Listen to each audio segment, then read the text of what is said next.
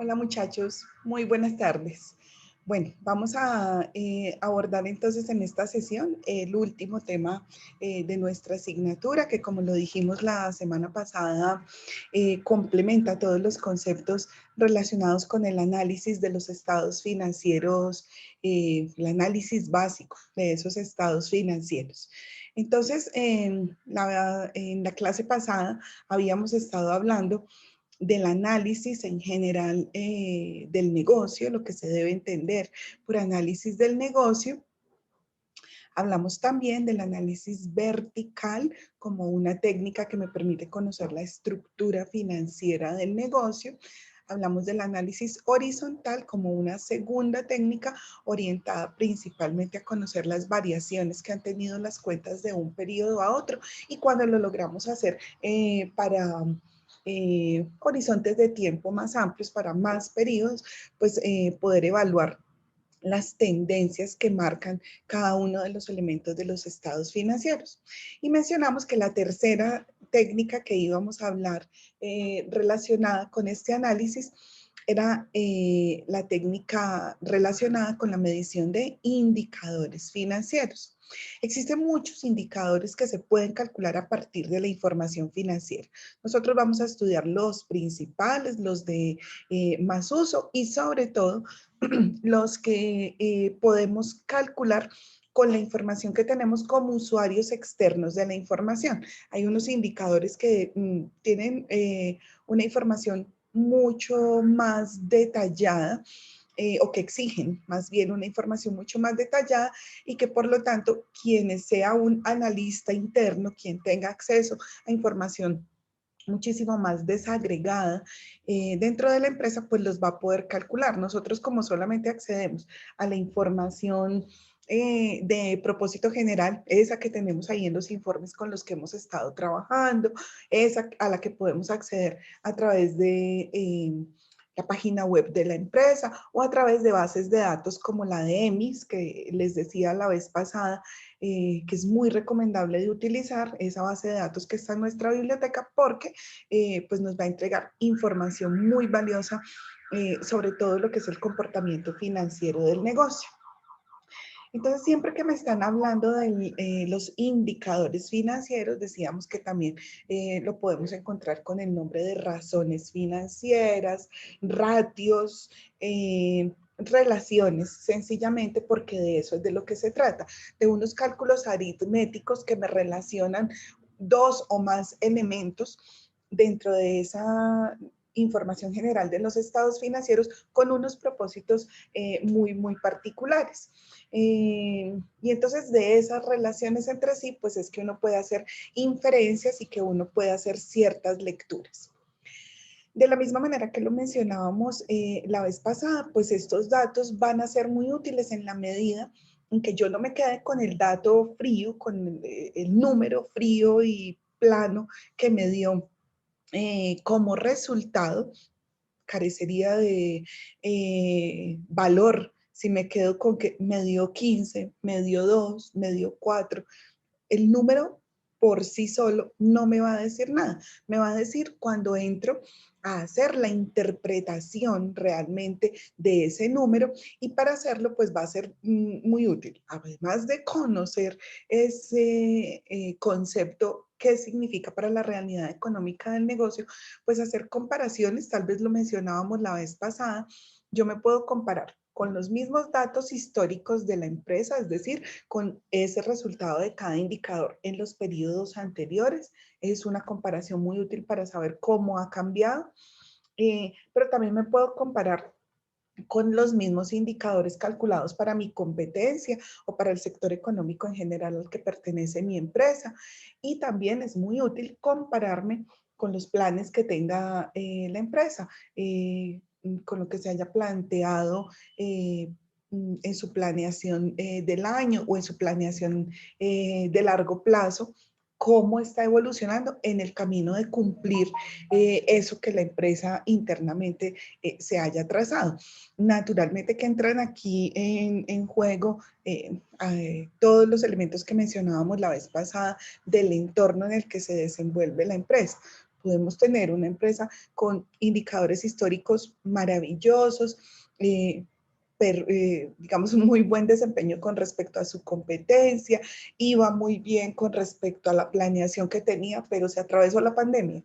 Y entonces eso hace que todo cambie y es una situación no controlable por la empresa, no depende de ella. O cuando han ocurrido, pues ese ejemplo porque es el de nuestros días, pero pues cuando han ocurrido otro tipo de situaciones particulares que hacen que esos resultados puedan tener algún desvío, pues todo eso hay que analizarlo en sus justas proporciones para no ir a decir ligeramente que es que vamos mal, sino cuáles son las condiciones, o que vamos muy bien, sino cuáles son las condiciones que rodean ese resultado en particular. Entonces dijimos, para efectos de estos indicadores, que íbamos a hablar de tres grandes conceptos. Vamos a hablar de la liquidez, vamos a hablar del endeudamiento y vamos a hablar de la rentabilidad, con esas restricciones que ya mencionamos. Siempre que me hablan del concepto de liquidez, me están hablando de una medición que se hace sobre la disponibilidad que tiene la empresa en el corto plazo para cubrir sus obligaciones de corto plazo. Es decir, es un análisis de lo que está pasando entre los elementos corrientes de los estados financieros. Entonces, cuando analizo esos elementos, y entonces aquí cobra valor eso que habíamos estudiado de tener una adecuada clasificación y distinción de los elementos entre si son del activo y del pasivo corriente o no corriente, porque cuando analizo exclusivamente lo corriente es que voy a medir la liquidez. Y este es un indicador que es muy usado por ejemplo, por mis acreedores cuando van a decidir si me dan o no crédito para venderme a crédito materia prima o mercancía, cuando el banco está analizando una solicitud de crédito, cuando en un comercio determinado están mirando si me prestan o no me prestan plata, pues medirme la capacidad de pago es uno de los datos que les reporta mayor interés y mayor validez, porque si me miden la liquidez y dicen definitivamente usted no tiene capacidad de pago, pues con qué cara me van a vender a crédito. En cambio, cuando me evalúan esto combinado con muchos otros elementos, pues me van a decir, por supuesto que usted es un candidato claro a que yo le preste plata porque tiene capacidad de pago con qué responderme.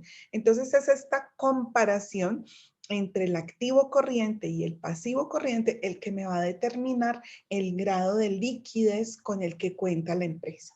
¿De acuerdo? Quiere decir esto, que cuando una empresa tiene problemas de liquidez, si lo miro en este gráfico, si yo digo, uy, no tengo suficiente plática acá para cubrir lo que debo acá en el corto plazo, entonces necesito financiarme más.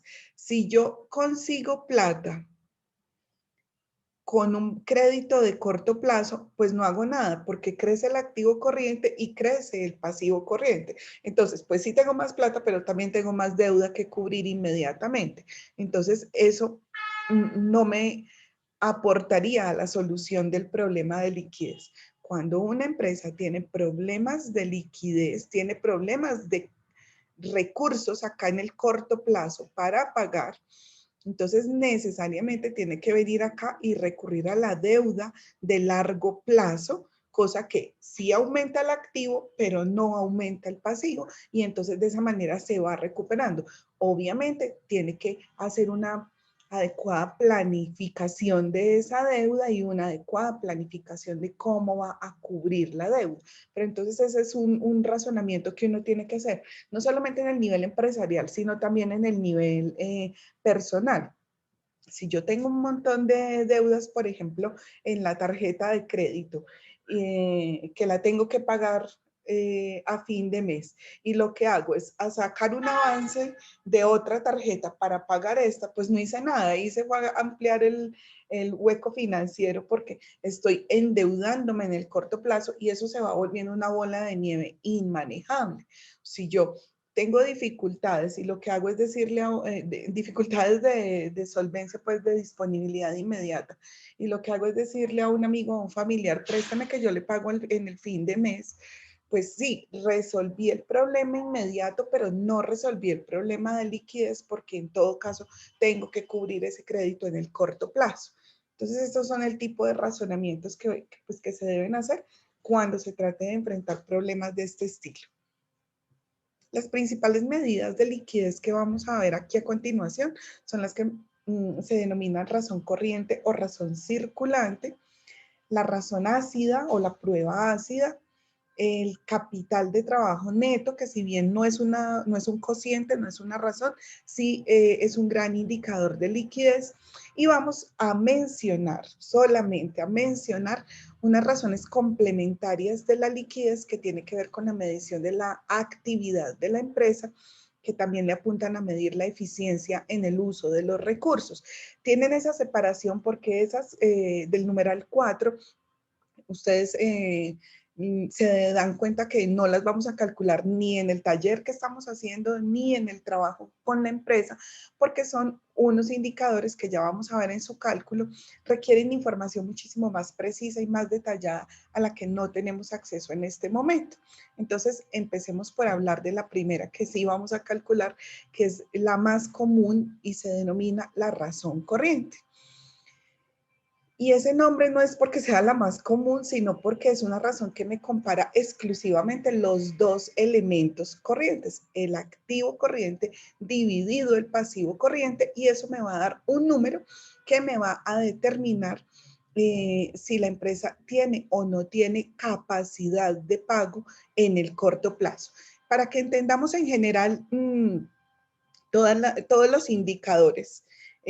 Empecemos por este, volvamos a una cosa muy básica, una cosa que aprendimos por allá en tercero de primaria, que es qué significa una fracción, cómo se lee una fracción determinada. Fíjense que cuando yo tengo cualquier fracción, vamos a hacer un dibujito bien sencillo de esos que hacíamos por allá en la primaria. Cuando a mí me dicen que yo tengo esta unidad, por decir algo, y que entonces esta unidad la divido en 4 partes.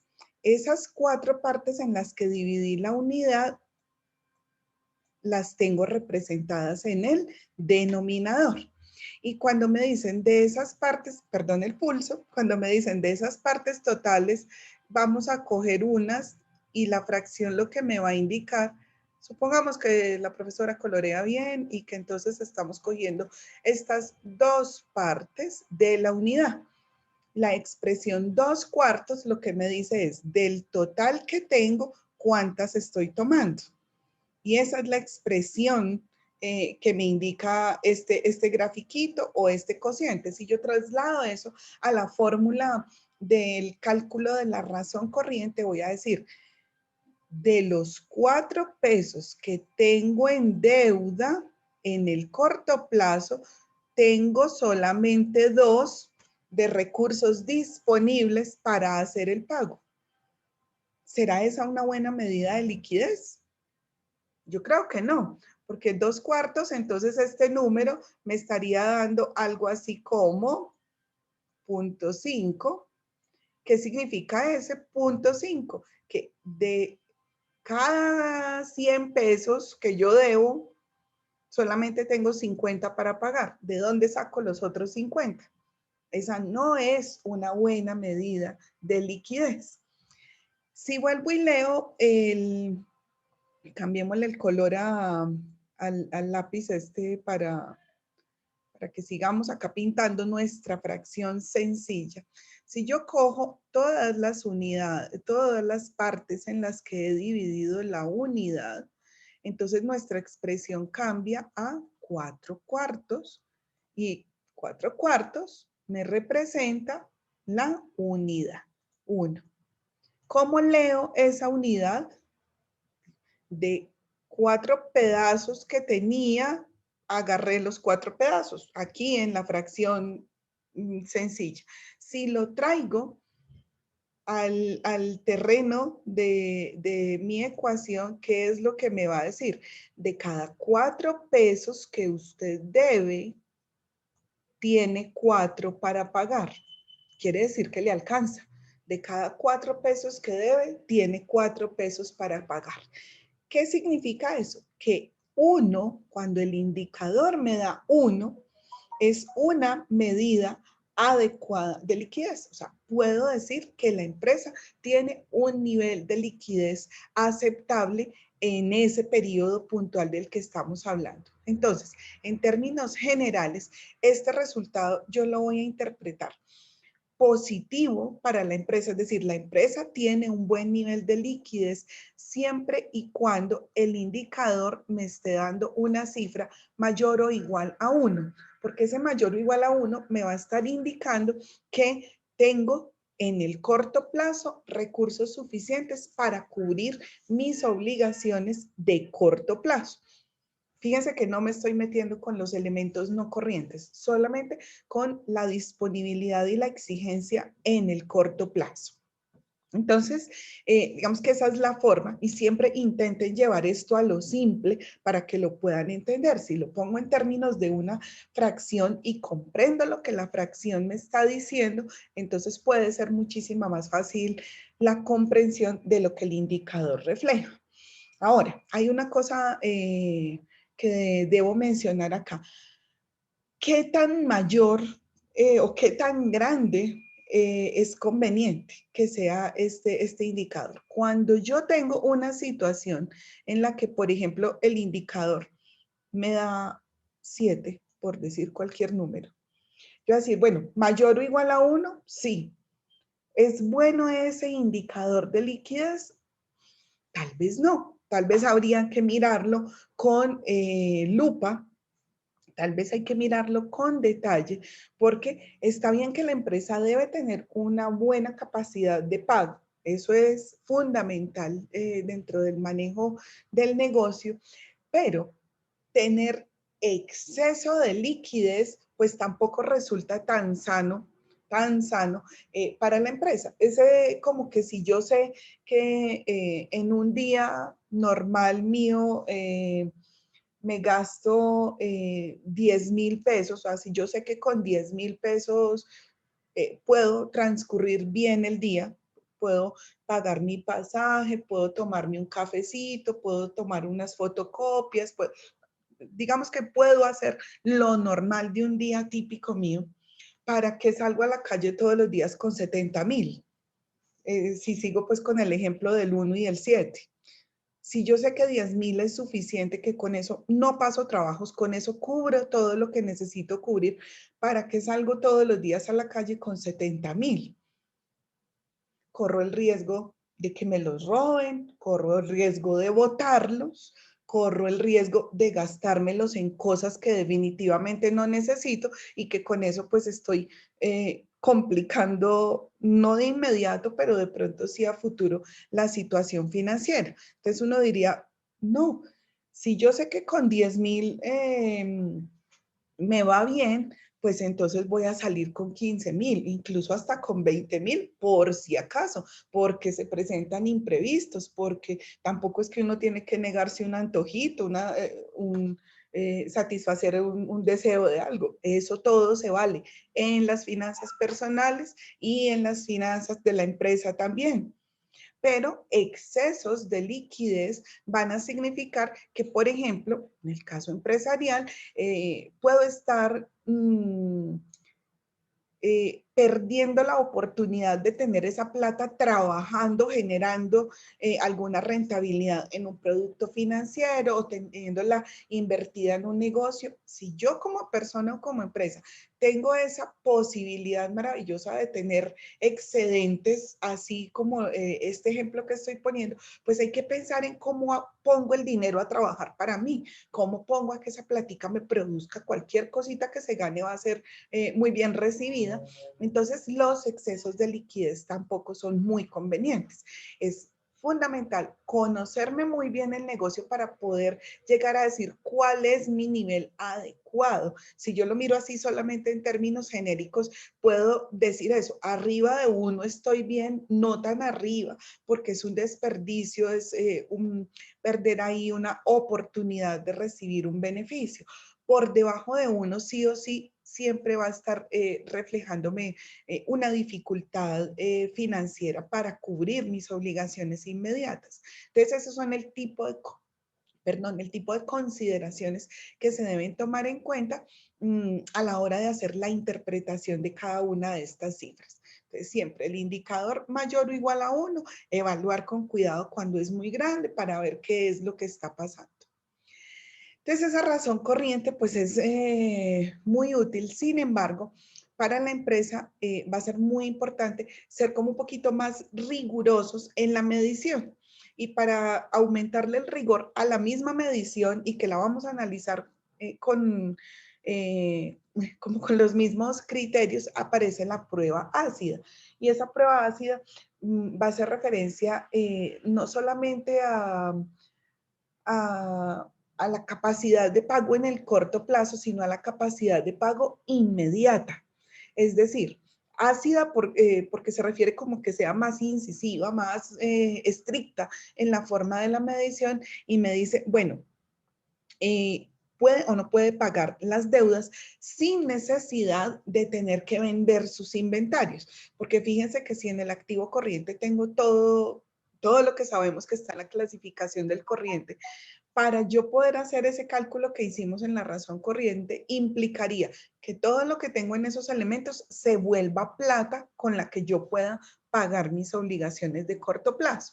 Entonces la prueba ácida me dice, quítele los inventarios para poder evaluar si sin necesidad de tener que realizar o sin necesidad de tener que vender todo lo que usted tiene en materias primas, en producción, en proceso o en mercancía, o sea, sin tener que renunciar a eso, que es lo que le da vida a la operación de su negocio, tiene o no tiene plata entre el dinero en efectivo, las cuentas por cobrar de corto plazo y las inversiones de corto plazo. Si entre eso que es plata más a la vista, le alcanza o no le alcanza para cubrir el pasivo corriente.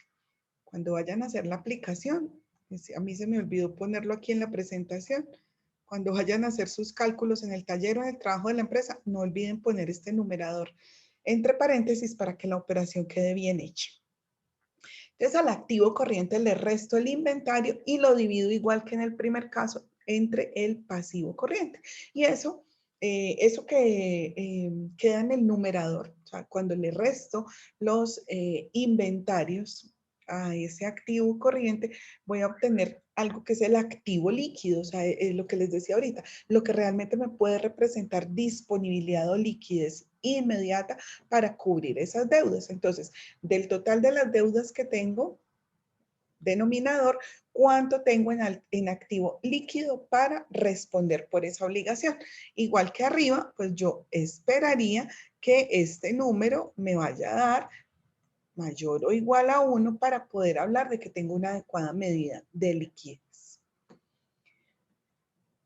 Como lo dije la vez pasada, fíjense que el cálculo matemático es muy sencillo, es hacer una división y obtener un número, pero entonces, ¿qué hago con ese número? ¿Qué digo sobre el número? ¿Es bueno o no es bueno? Ahí es donde está el asunto de la interpretación de las cifras. La tercera medida de liquidez tiene que ver con la medición del capital de trabajo neto. Les decía hace un momento que no se refiere a un cociente, no me está hablando de una relación de ese estilo, pero sí es una de las herramientas más utilizadas para evaluar la liquidez de la empresa porque me está comparando a manera de resta, una diferencia entre el activo corriente y el pasivo corriente. Y entonces, como lo que estoy comparando acá son dos valores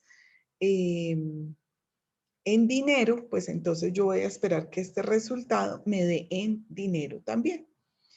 ¿Qué esperaría yo? Esto me va a mostrar la capacidad que tiene la empresa para cubrir los gastos de operación después de haber cubierto las deudas. Es decir, como cuando yo recibo el sueldo, entonces si yo recibí mi sueldo, 100, ¿cierto? ¿Qué es lo primero que yo hago? Pagar las culebritas. Entonces, que la cuota del apartamento, que la cuota de la universidad, pagar las deudas inmediatas, que la tarjeta de crédito. Tengo que pagar las deudas. Y eso Después de que pago las deudas, ¿para qué me tiene que alcanzar el sueldo? Me tiene que alcanzar para hacer mercado, para pagar el colegio de los niños, para pagar servicios públicos, para los pasajes del mes, para, no sé, para la operación o para el funcionamiento del mes. Fíjense que aplica igual si estoy hablando de una persona o si estoy hablando de una empresa. La empresa coge y tiene en su activo corriente, o sea, tiene en sus bienes, esto debería antes calcularse también con el activo líquido, descontándole el inventario. No obstante, la fórmula y lo que se acostumbra es hacerlo con el total del activo corriente. Pues yo digo, de todo lo que tengo en el activo de corto plazo, le resto las deudas, o sea, pago la cuota de esto, lo que le debía a no sé quién, pago todas las obligaciones inmediatas y me tiene que alcanzar para los gastos de operación, para pagarle el sueldo a los trabajadores, para pagar los servicios públicos, para pagar el mantenimiento de la maquinaria y equipo, me tiene que alcanzar para cubrir todos los gastos de operación. Entonces, cuando yo hago este cálculo y hago la interpretación, pues lo primero que yo espero es que aquí me dé una cifra positiva, porque ya de entrada, si me dio una cifra negativa, es decir, si mi pasivo corriente es superior a mi activo corriente, quiere decir que aquí me va a dar un valor negativo, quiere decir que no tengo capital de trabajo, quiere decir que el activo no me alcanza ni para cubrir las deudas ni para cubrir los gastos de operación. Cuando el número me da, entonces eso es una medida bien complicada con respecto a la liquidez de la empresa porque toca buscar financiación, lo que les decía en el gráfico inicial, toca buscar financiación, preferiblemente financiación de largo plazo para poder con ese nuevo préstamo cubrir los préstamos que no alcancé a cubrir con mis propios recursos y además financiar toda la operación del periodo.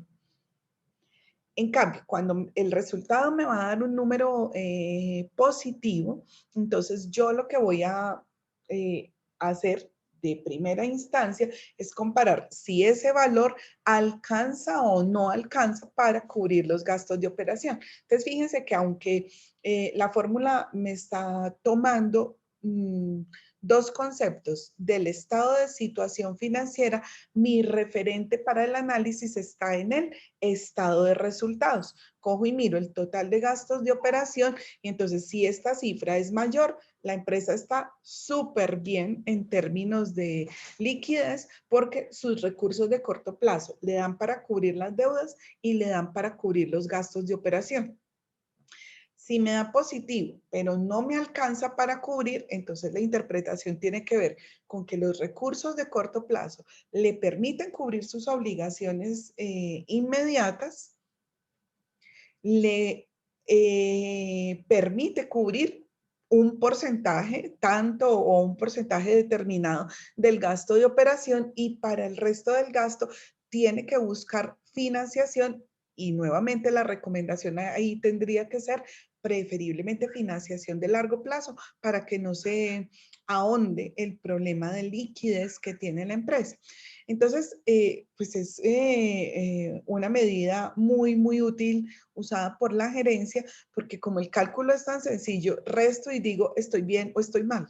Hago esta sencilla resta, o sea, el gerente recibe los estados financieros y de una vez a ojo puede incluso hacer la resta y decir cómo estoy en términos de capital de trabajo y esa pues será la base para tomar decisiones porque entonces cuando yo veo que tengo alguna dificultad en este sentido, pues tengo que decir, ¿qué hago para bajar gastos? ¿Qué hago para refinanciar la deuda que tengo aquí en el corto plazo y mejorar la situación por la que estoy pasando? ¿Cómo me muevo inmediatamente para resolver esa dificultad y que entonces pues no se vaya a ver afectada la operación del negocio por cuenta de que no hay suficiente capital de trabajo con el cual enfrentar las exigencias de esa misma operación?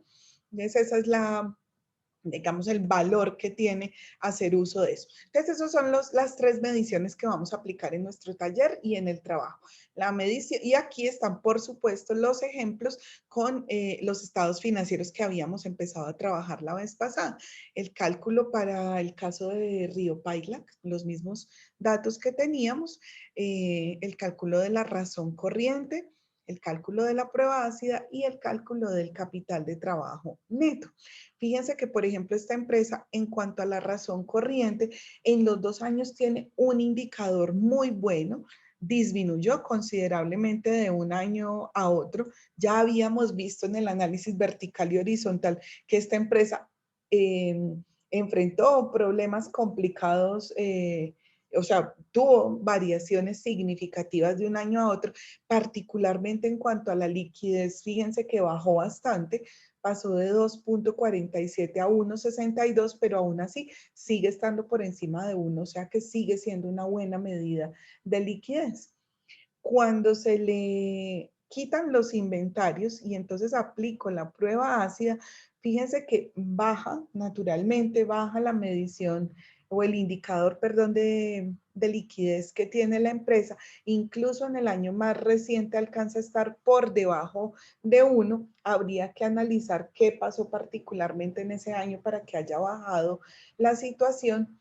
No siempre un indicador de este estilo es malo para la empresa, porque si estamos hablando, por ejemplo, de una empresa que sea absolutamente comercial, pues es obvio que una de sus cuentas más representativas, y eso estaría confirmado cuando hicimos el análisis vertical, que una de sus cuentas más representativas en el corto plazo sean precisamente los inventarios. Entonces es una empresa, si hay una empresa que tiene una dependencia significativa del inventario, va a ser absolutamente obvio que la prueba ácida baje. Entonces hay que ver, pues eso, qué implicación tiene para el cumplimiento de las obligaciones del negocio antes de decir si es malo, si está de verdad abocada a estar enfrentando un problema de liquidez. Entonces, nuevamente, no es mirar un número aislado, sino que es mirarlo en todo el contexto de lo que es el negocio. Y en cuanto al capital de trabajo neto, fíjense que, bueno, tuvo una disminución. No tuve la precaución de traerme acá el dato de referencia del gasto operacional de la empresa en estos 2 años para que pudiéramos decir si es bueno o malo. Seguramente es bueno porque fíjense que el resto de indicadores de liquidez para esta empresa dan una pista de que las cosas andan bien en cuanto a la liquidez. Pero si yo digo en el año 2013, habría que comparar si el gasto de operación está por encima de 164 millones, entonces el indicador tiene problemas. Pero si el gasto de operación está por debajo de estos 164, quiere decir que la empresa está muy bien en cuanto a sus mediciones de liquidez. Lo mismo en el año 2014, si el gasto operacional está por encima o por debajo de los 105.063.000 que nos está arrojando este resultado. Entonces, esa es la forma de calcular. Fíjense que son 2 divisiones y una resta. Así lo pongo en términos aritméticos. El cálculo, nuevamente insisto en que es sencillo, pero la interpretación será en donde ustedes pongan en juego el conocimiento que han logrado de la empresa y el conocimiento que han logrado de las cuentas que participan en la fórmula. O sea, el chiste no es decir me dio 1.62, sino qué es lo que hay dentro del activo corriente, qué es lo que hay dentro del pasivo corriente, cómo tendría que hacer para que esta cifra mejore. Pues para que esta cifra mejore, pues o aumenta el numerador o disminuye el denominador, o bueno, yo no sé qué es lo que hay que hacer para que el resultado aritmético mejore. El chiste está en que ustedes ya tienen elementos suficientes de comprensión de la empresa y de comprensión de los elementos de la contabilidad para interpretar cada una de estas cifras que estamos obteniendo. Entonces, este será el que deben calcular en el taller y en el trabajo. Les decía que los indicadores de actividad o de eficiencia son unos indicadores complementarios para analizar la liquidez. Son también conocidas como las rotaciones. Entonces yo ahí lo que hago es medir el grado de eficiencia con la que han sido manejados los activos de la empresa. Eficiencia también referida a en qué medida esos activos de la empresa me han ayudado a generar ingresos. Entonces, estos son, pues, como su nombre lo indica, unos ratios muy útiles a nivel de la gerencia para evaluar el desempeño que se haya tenido en distintas áreas o distintas personas en particular que estén a cargo de manejar esto. Yo puedo calcular muchísimos indicadores de este estilo, muchísimos indicadores asociados con la eficiencia, incluso con la efectividad en el uso de los recursos. Pero los más usados son estos que están acá y, o por lo menos los que más se asocian con el manejo de la liquidez del negocio. Los vamos a ver rápidamente, pero como saben, pues no los vamos a calcular porque carecemos de la información precisa. Por ejemplo, para calcular la rotación de la cartera, que es el primero de estos indicadores, esta es una rotación que me va a decir cuántas veces al año se mueven las cuentas por cobrar en la empresa. O sea, cada cuánto me están pagando los clientes. Por eso es que me permite calcular un periodo promedio de cobro. Pero para calcularlo yo necesito del total de las ventas saber cuáles fueron ventas a crédito y calcular un promedio mensual de las cuentas por cobrar. Como nosotros únicamente tenemos el total de las ventas en nuestro estado de resultados, no sabemos de esas ventas cuántas fueron de contado y cuántas fueron a crédito. El analista interno sí podría tener esa información así desagregada. Y nosotros también tenemos solamente es el día del 31 de diciembre que se cerraron las cuentas para efectos de presentación de información, cuánto habían cuentas por cobrar, pero no sabemos cuál fue el promedio, cómo se movió, cuál fue la dinámica de esas cuentas por cobrar a lo largo del año. Entonces no tenemos chance de hacer ese cálculo porque va sobre datos muy precisos. No obstante, cuando tengo esa información, ventas a crédito dividido entre el promedio de las cuentas por cobrar, fíjense que voy a poder tener una medición relacionada con de esas, o sea, del total de esas ventas, cuánto logré vender. Entonces es una forma de medir la eficiencia con la que los activos me ayudaron en la generación del ingreso. Este primer dato me va a decir cuántas veces en el año se movió o rotó las cuentas por cobrar.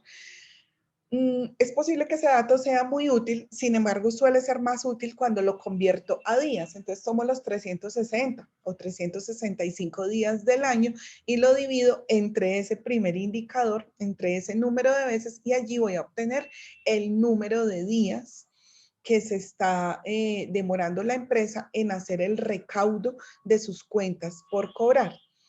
¿Para qué es útil esto? ¿Cómo voy a poder decir si esto fue bueno o fue malo? Pues fíjense que cuando yo tomo la decisión de vender a crédito, pues una de las decisiones que la gerencia debe tomar allí es cuánto plazo le doy al cliente. Entonces, si por ejemplo hay una política previa relacionada con le voy a vender a mis clientes a 30 días, por decir algo, es un periodo casi que generalizado, aunque hay algunas empresas que dan periodos mayores, pero supongamos que yo doy 30 días de plazo para que el cliente me pague. Cuando hago este cálculo y encuentro que esto aquí, el número de días, me dio, por decir algo, 18. ¿Qué quiere decir eso? Que aunque yo le estoy otorgando a mis clientes un plazo de 30 días, ellos en promedio me están pagando cada 18 días. Quiere decir que tengo unos clientes muy cumplidos, unos clientes maravillosos, que pilas el área comercial. Tengo que mantener las estrategias de fidelización de estos clientes, tengo que mantenerlos cautivos, tengo que pensar en qué otras posibilidades les ofrezco a ellos, porque me están demostrando que son unos clientes maravillosos en cuanto al cumplimiento de la obligación. Pero si sigo con el mismo ejemplo, pero en este caso el indicador me dio por decir algo, no sé, cualquier cifra, ay, perdón, esos números, 43, significa que aunque yo les doy 30 días de plazo, ellos me están pagando en promedio cada 43 días, o sea, hay un desfase de 13 días casi una quincena con todo lo que eso puede implicar. Si yo espero recibir la plata cada 30 y me está llegando cada 43, eso puede ser uno de los factores que esté afectando mi liquidez, porque yo espero recaudar para poder también pagar mis obligaciones. Si a mí no me pagan a tiempo, pues me van haciendo colgar en un montón de cosas. Entonces, otra vez, ¿qué tengo que hacer en ese caso? Pues, ¿cuáles van a ser mis estrategias de orden comercial para incentivar que mis clientes se pongan al día y que adquieran un hábito más juicioso de pago oportuno de la obligación? Ahora, si yo lo calculo y yo digo, no, pero si es que en promedio las empresas parecidas a la mía les está dando 60 días de plazo, pues lo lógico sería que yo me moviera también en eso. Entonces es posible que haya, que el error no esté ahí en el cálculo solamente, en el número que estoy obteniendo de 43, sino que la política de pronto está desfasada con respecto a lo que está ocurriendo en la realidad del sector económico en el que yo me muevo. Entonces, todo ese tipo de cosas del número y de lo que significa en el contexto de la empresa, pues va a ser interesante de medir. Pero sigamos hablando de rotaciones. Una segunda rotación es la de los inventarios. Absolutamente útil porque saber cada cuánto se mueven en general mis inventarios, cada cuánto se mueven distintas referencias o distintos tipos de inventarios, pues es una medida súper importante porque me permite, y este dato sí que lo deben utilizar ustedes, porque es el dato a partir del cual se hace la programación de la producción, es un dato a partir del cual se determinan puntos de pedido de materia prima, es un dato que me permite hacer la planeación de la logística de distribución de inventarios a los puntos de venta. Es un dato que me permite comprometerme con ciertos requerimientos de los clientes. ¿Cómo se mueve el inventario? A partir de esta información se pueden analizar productos agotados o productos que no se mueven. O sea, la rotación de inventarios aquí está calculada de una manera muy simple, pero cuando yo empiezo a desagregar categorías de inventarios y esto pues se vuelve un dato absolutamente útil para distintos propósitos, no de orden contable, sino de orden gerencial, de orden de producción, de orden comercial, incluso de orden de gestión del talento humano, porque es posible que yo tenga picos en donde, dependiendo del movimiento que tenga mi producción y mis inventarios, necesite vincular más mano de obra o pagarle horas extras a la mano de obra que ya tengo vinculada. Es decir, de ahí se desprenden un montón de decisiones en todas las áreas de la organización. Entonces, con la misma lógica de ahorita, aquí lo que comparo es el valor promedio en las distintas categorías de inventarios enfrentado al costo de ventas. Y eso pues me dice el número de veces que cada categoría está rotando, lo puedo convertir a número de días para poder decir cómo es que se está dando el movimiento y a partir de esos dos datos, pues hacer las inferencias y tomar las decisiones sobre los asuntos que estaba mencionando. ¿Por qué complementa la liquidez? Pues porque dependiendo de cómo se mueve el inventario, se va a dinamizar la venta y por lo tanto se va a dinamizar la generación de ingresos para la empresa. La rotación de cuentas por pagar, bajo la misma lógica, me va a decir es qué tan cumplido estoy siendo yo con respecto al cumplimiento de las obligaciones. Entonces es una lógica parecida a la de las cuentas por cobrar, pero pues vista desde el otro lado de la moneda. Y es, ¿cuál es mi periodo promedio de pago? Ya no de cobro, sino de pago. Funciona con esa misma lógica. Si a mí mi proveedor me dice que me da 30 días de plazo para pagar, entonces, ¿cuánto me estoy demorando? Me demoro mucho menos del tiempo previsto, pues entonces, ¿qué está pasando con respecto a eso?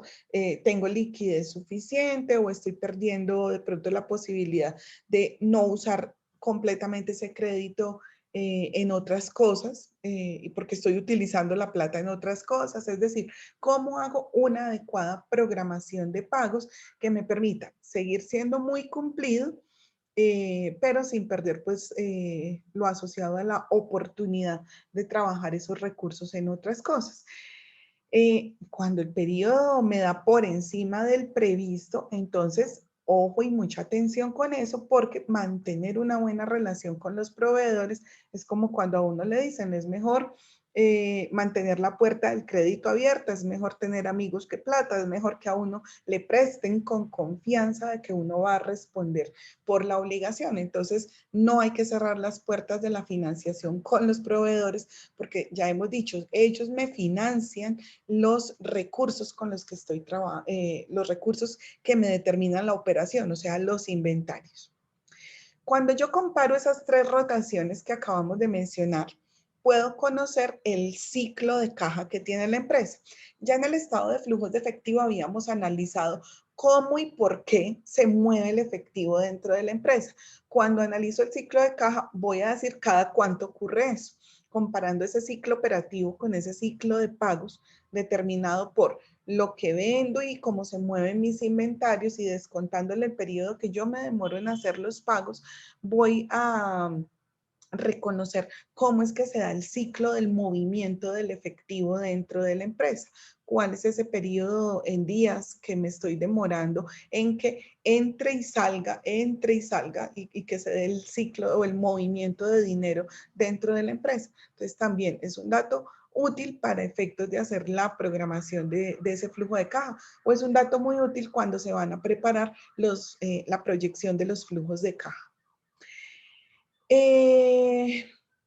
Otra rotación interesante desde el punto de vista de la información que aporta hacia el control que se ejerce en la empresa es medir la eficiencia, como lo decíamos ahora, con la que se está moviendo el activo. Entonces, del total de activo, del total de recursos que yo tengo disponibles para trabajar, ¿cuántas ventas estoy generando? ¿Cuánto ingreso operacional estoy generando poniendo a trabajar todos esos recursos que tengo representados dentro del activo? Y es un dato muy útil para efectos de comparación, sobre todo con la competencia, porque me va a decir pues qué tan eficiente estoy siendo en esa gestión de los recursos disponibles. Resulta conveniente separarlo entre activo corriente y activo no corriente para efectos de hacer la comparación, y de esa manera medir si son más o menos productivos los recursos que tengo inmovilizados o los recursos que tengo previstos para el largo plazo versus los que se están moviendo en el corto plazo. Y de esa manera pues se puede también como hacerle seguimiento a esa gestión, quién está a cargo de qué y cuáles serían las estrategias para mejorar esa actividad dentro de la empresa. Entonces esos son los principales indicadores de actividad, pero como les digo, pues uno podría calcular rotaciones de otros elementos que pudieran resultar necesarios o convenientes para distintas actividades del negocio. Muy bien, con esto cerramos entonces la liquidez y empezamos a hablar de endeudamiento. Siempre que a mí me están hablando de endeudamiento o de financiamiento, pues me están diciendo, como lo vimos por allá desde la ecuación patrimonial, es del total de recursos que yo tengo, qué porcentaje o qué cantidad ha sido financiado con deuda de terceros, es decir, que no le pertenecen directamente a los dueños, sino que están representados en el pasivo porque son obligaciones por cumplir con personas externas de la empresa.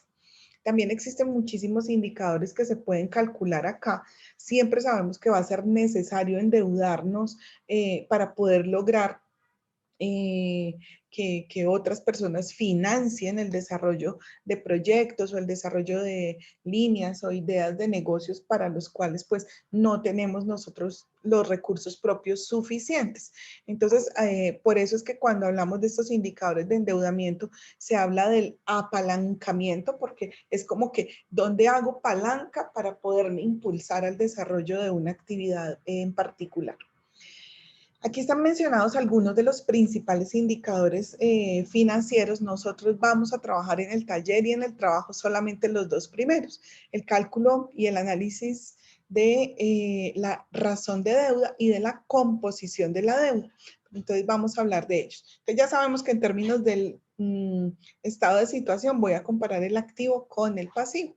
Y esa razón de deuda general me va a decir, como ya lo calculamos en el análisis vertical, del total del activo que tengo, cuánto ha sido financiado con deuda o cuánto está representado en el pasivo.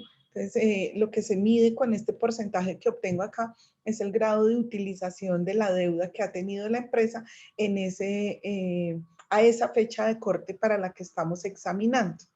Pero también como lo vimos ya en el análisis vertical, para la empresa va a ser necesario evaluar, y este fue el ejemplo que pusimos allá en el análisis vertical, si de ese total de deuda que tiene está concentrado en el corto o en el largo plazo, o cómo es esa distribución en el tiempo que tiene la deuda. Porque no va a ser lo mismo tener un porcentaje determinado de endeudamiento y que todo lo tenga que cubrir en el corto plazo, que eso entonces me abocaría a problemas de liquidez y eso me haría hacer una planeación de recursos distinta de que si la mayor parte del financiamiento estuviera concentrado en el largo plazo. Entonces, fíjense que es determinar los porcentajes y a partir de ellos, pues hacer las interpretaciones a que haya lugar del total del activo, cuánto ha sido financiado con deuda con terceros o con deuda en el pasivo. Y en el caso de la composición de la deuda, del total de deuda que tengo, cuánto es el nivel de deuda en el corto plazo y cuánto es el nivel de deuda en el largo plazo. Aquí no les voy a dar un número, aquí no les voy a dar un número idóneo, un número esperado con respecto al porcentaje que vaya a dar, porque habrá que atender a situaciones muy particulares de la empresa. No es lo mismo que yo, por ejemplo, esté dando un informe en donde diga que tengo un endeudamiento del 60%, pero porque acabo de conseguir un préstamo grande con el banco y ya tengo esa plata trabajando en un nuevo proyecto, a decir que yo voy a presentar un nivel de endeudamiento del 60 cuando apenas voy a presentar el proyecto y a buscar el financiamiento. O sea, si yo llego con un nivel de deuda del 60 o del 70, bueno, del valor que sea, y le digo, banco, présteme, el banco me va a decir, usted está muy endeudado, usted no es candidato a que yo le preste más plata. Y cuando yo di ese informe en la asamblea o en la junta directiva, cuando los órganos de administración están revisando ese valor, van a decir, no, pues tenemos primero es que mirar cómo hacemos para cubrir esa deuda, porque si no, pues eternamente no vamos a ser candidatos, no vamos a tener con qué apalancar el nuevo proyecto o el crecimiento que queremos lograr. Necesito salir de deudas para poder seguir adelante. Necesito ir matando culebritas, si estoy hablando en lo personal, hay que ir saliendo de las deudas para poder dar pasos adelante. Entonces hay que evaluar esa gestión que se está haciendo del financiamiento para poderlo lograr. Pero cuando yo llego a la junta directiva y le digo, bueno, señores, a hoy tenemos un nivel de deuda del 60%, está principalmente reflejado en que el banco ya me hizo este desembolso, ya me prestó esta plata y entonces tenemos con que poner a andar el proyecto que había sido aprobado en la asamblea anterior. Uno dice, ah, no, pues chévere, estamos endeudados en un porcentaje alto, pero es que ya contamos con los recursos que nos van a permitir crecer. Entonces, como analizar el porcentaje en el momento particular del negocio, en el momento particular del resto de proyectos para los cuales se ha buscado esa financiación. ¿Por qué es tan importante lo del corto y el largo plazo? Perdón. Porque no es lo mismo endeudarme para, por ejemplo, el consumo que endeudarme para un proyecto que tenga un alcance mayor. No es lo mismo que yo me endeude, no sé, para comprar ropa, ir al cine, salir a comer con los amigos, a que me endeude para comprarme un carro o un apartamento. porque el reflejo de eso va a ser completamente distinto y el cubrimiento de eso y la programación futura de lo que eso implica, pues va a ser distinto. Entonces hay que tener también cuidado con eso. Y estos son entonces los tres calculitos que vamos a hacer en nuestro taller y en el trabajo para efectos de medir el endeudamiento. Pero les mencionaba que hay otros indicadores, por ejemplo, el indicador del leverage que me va a decir esta relación que existe entre el nivel de propiedad de los dueños y el nivel de propiedad de los terceros. Este es un indicador que va a ser muy útil para los inversionistas, para los dueños, porque pues va a permitir que el inversionista diga cuál es su nivel de compromiso, o más bien, qué tan comprometidos están sus recursos con respecto al cubrimiento de la deuda. Entonces, este es un indicador muy útil porque está relacionado con la medición del riesgo que corren los inversionistas frente a las deudas que ha asumido el negocio. Cuando hablo del endeudamiento financiero, es que es un indicador también muy usado cuando estoy haciendo gestiones de solicitud de crédito, porque me va a establecer esa relación entre el nivel de ventas que yo genero, el nivel de ingresos operacionales que se están generando en comparación con las obligaciones financieras que ya se han adquirido. Y entonces, esa relación permite que se tome decisiones sobre otorgar o no un nuevo crédito de orden financiero, porque se va a ver qué tan eficiente estoy siendo en el uso de la deuda, qué tanto estoy logrando generar un buen nivel de ingresos con esos recursos que he conseguido en el sector financiero. Entonces, pues también va a ser muy útil. Y aquí están entonces los ejemplos con nuestros estados financieros. Ven que todos los indicadores los estamos calculando para los 2 años de observación que tenemos. Entonces, esta es una empresa que, por ejemplo, tenía una deuda del 39%, pasó al 44%, subió 5 puntos porcentuales, reflejados principalmente, o concentrados más bien, en el largo plazo, en los 2 años, hay una mayor concentración en el largo plazo.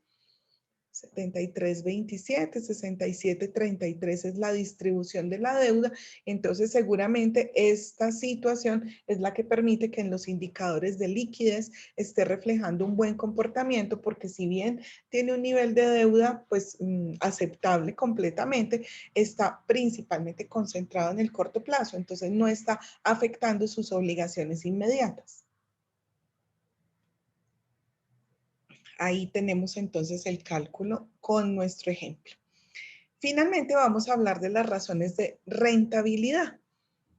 Aquí, en este punto, es donde hablamos de las ganancias. No, miren que en el resto de indicadores no habíamos hablado de las ganancias. Si bien por allá al comienzo, cuando hablábamos de todo lo que tenía que ver con contabilidad y con análisis financiero, muchas de las ideas que preconcebidas que uno tiene cuando empieza a estudiar esto, tienen que ver con que todo va a hacer referencia a las ganancias. Y pues resulta que no, para poder llegar a ganar hay que pasar por un montón de cosas para poder llegar a obtener esos resultados positivos reflejados en utilidades para la empresa.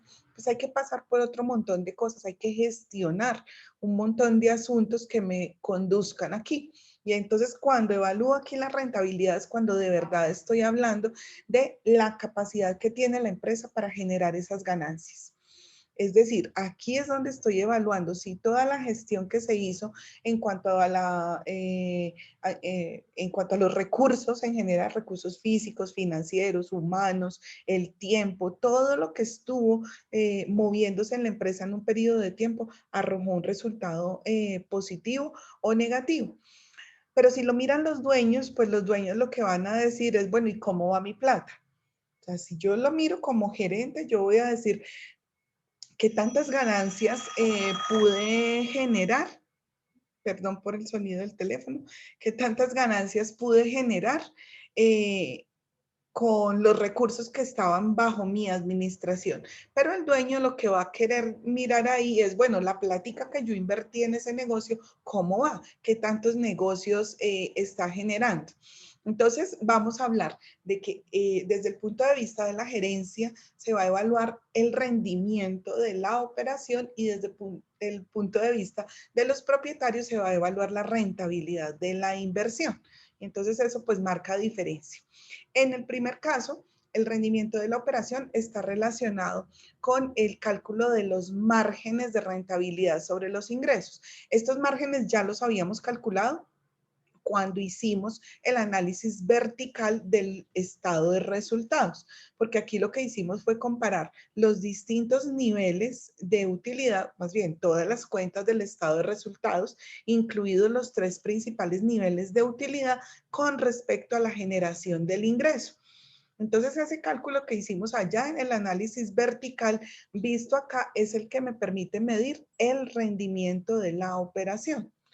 El margen bruto, el margen operacional, el margen neto. Me va a decir, del total de los ingresos generados, ¿cuántas utilidades pudimos generar? Y entonces ese porcentaje es el que me va a reflejar el nivel de rentabilidad obtenido por el negocio. Ahí la gerencia va a decir qué tan eficiente fue o qué tal fue en términos relativos el desempeño que se tuvo frente al manejo de cada uno de estos asuntos. Entonces, rendimiento de la operación en términos del margen de ganancias que se generan con respecto a los ingresos dados por la empresa en ese periodo de tiempo que se está evaluando. Por su parte, cuando hablo del rendimiento de la inversión, entonces vuelvo a mirar mi gráfico del estado de situación financiera.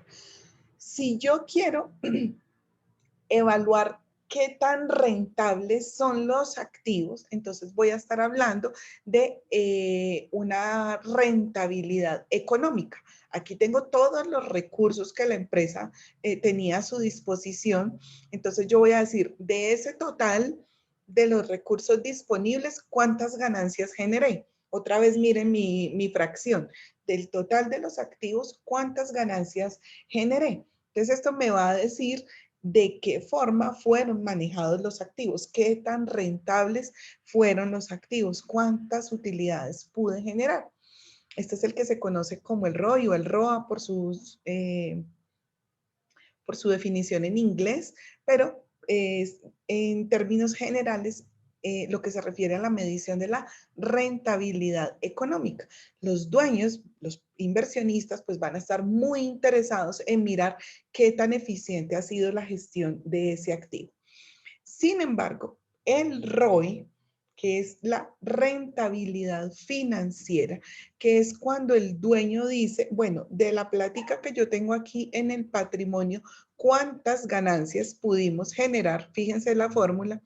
Ese es un indicador que me va a mostrar el rendimiento para los propietarios con respecto a la inversión inicial que ellos han hecho y que está pues allí obviamente reflejada en el patrimonio, qué tantas ganancias se están generando. Entonces ese es un indicador muy útil para los inversionistas porque de alguna manera representa para ellos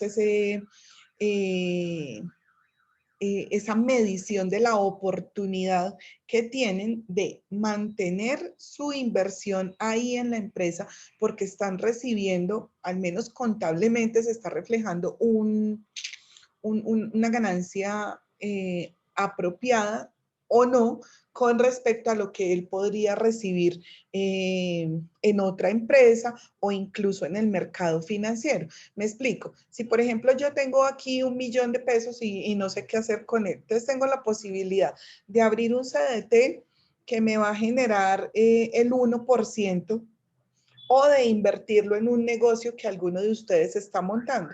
Entonces, ¿cuál va a ser mi evaluación? Pues yo voy a decir, a ver, déjeme ver los estados financieros. Hago el cálculo, una división, el total del patrimonio dividido la utilidad. Y yo digo, uy, el ROE de esta empresa es el 1.8 y a mí el banco me está ofreciendo el 1. De una yo meto mi plata con este negocio porque estoy teniendo una rentabilidad financiera mayor. Pero si en cambio yo calculo este ROE y aquí me da el 0.7 y el banco me está ofreciendo el 1, yo les digo, no, les deseo de todo corazón que les vaya muy bien en la empresa, pero yo mi platica la dejo en otro lado. Y entonces, por eso es que es una medida interesante para que los dueños puedan evaluar qué tan rentable está siendo esa participación que ellos tienen, cuál es el rendimiento que están dando, sus aportes sociales dentro de la empresa en general. Entonces, esta es la forma de calcular y esas son las dos mediciones que tenemos del rendimiento de la inversión para el caso, pues en general, y aquí está el cálculo para nuestra empresa. Para el ejemplo que traíamos, entonces, ¿cuáles son los tres márgenes con respecto al ingreso? Que si lo vuelven y lo comparan, pues tiene que ser exactamente lo que nos había dado en el análisis vertical, y cuando calculo el rendimiento o la rentabilidad de la inversión, entonces tengo los cálculos para los 2 años. Fíjense que, por ejemplo, en este caso, la empresa, los inversionistas de este negocio pues deben estar muy contentos porque en términos del margen neto, o sea, lo que en definitiva ganaron, estuvo muchísimo mejor el año actual que el año anterior. Lo mismo en términos de la rentabilidad económica y de la rentabilidad financiera. Si ellos encuentran además que entre un año y otro el comportamiento de esa rentabilidad está mejorando, pues razón de más para sustentar su permanencia como inversionista de la empresa y la posibilidad de seguir aportando para que ese negocio crezca. Entonces, esos son los cálculos que vamos a hacer en nuestro taller y en nuestro trabajo para efectos de medir la rentabilidad. Rendimiento de la operación con estos tres márgenes igualitos al análisis vertical, y rendimiento de la o rentabilidad de la inversión desde el punto de vista del análisis con los activos y del análisis con el patrimonio. Bueno, hay otros indicadores que pues, no los vamos a calcular acá, pero están relacionados con la medición del EBITDA, que lo que me muestra es la utilidad de la empresa, digamos, reintegrándole los conceptos que en el estado de resultados reflejamos como gastos, pero que son partidas no monetarias. Acuérdense que en el gasto operacional habíamos metido los conceptos de depreciación y de amortización, que eran los que me estaban reflejando el deterioro de los activos, pero que son partidas que nunca me van a mover el efectivo. Entonces, cuando yo a la utilidad de operación le devuelvo, le reintegro, le sumo esos dos conceptos, la depreciación y la amortización, pues voy a poder calcular el margen de la utilidad operacional con respecto al ingreso, pero habiéndole sumado estos dos conceptos, allí tal vez la fórmula dice es esta utilidad operacional, pongámosla entre paréntesis, sumándole estos dos conceptos y lo divido entre el ingreso operacional, pues voy a obtener un margen de rentabilidad en términos del efectivo, y a eso es a lo que se refiere fundamentalmente la medición del EBITDA.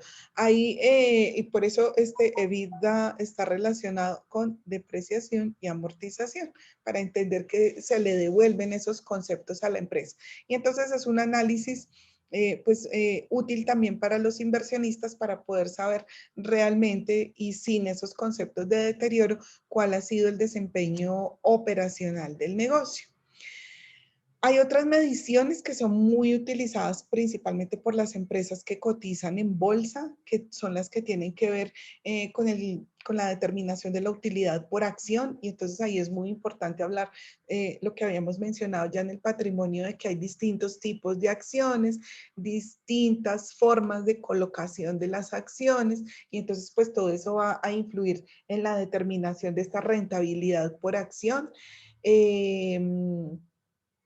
Lo mismo lo que tiene que ver con la comparación entre el valor nominal de las acciones y el valor por el que se estén cotizando en bolsa al momento de hacer estos cálculos, y la determinación de los dividendos por acción, por tipo de acción que se estén generando dentro de la empresa. Es como que toda esa dinámica que se hace en las mesas de negocios, que hacen los corredores de bolsa, pues tiene que ver con un análisis y una interpretación más bien del valor de mercado que tiene la empresa, y son unos indicadores que se van a calcular con base en los estados financieros y en el comportamiento del mercado bursátil.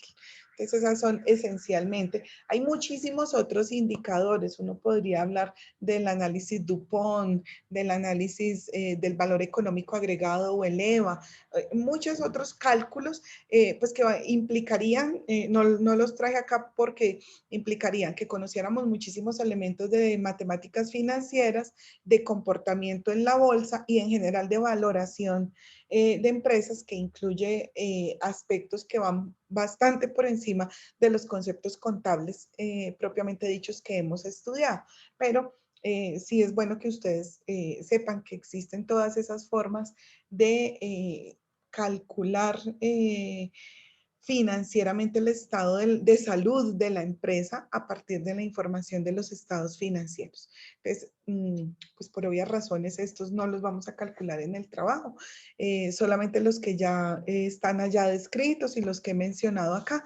Con esto terminamos la explicación entonces de las principales herramientas de análisis financiero básico. Espero que sea claro para ustedes en la aplicación, en el taller y en el trabajo, y pues reitero que cualquier inquietud voy a estar pendiente en el tiempo de la clase y en el tiempo de la tutoría para que les pueda ir haciendo el acompañamiento y resolviendo las dudas que se presenten.